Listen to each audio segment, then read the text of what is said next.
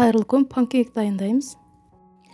2 жұмыртқаға 2 ас қасық құмшекер, жарты шай қасық тұз салып араластырып,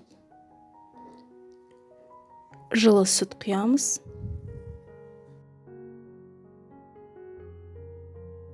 Ұн мен 2 шай қасық қопсықышты елеуіштен өткізіп қосамыз.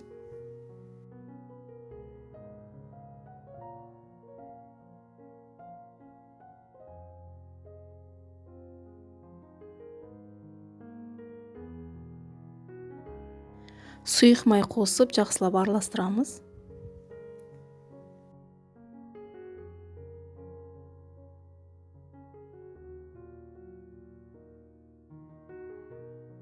Бір ожауды толтырып, қызған табаға құйып,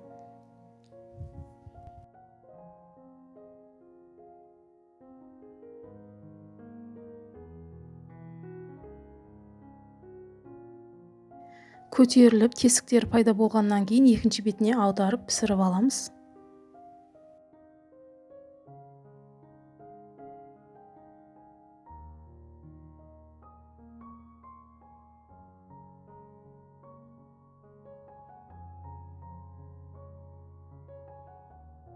Піскен панкейкті тарелкаға салып, үстіне шоколадный сгущенка жағып шықтым.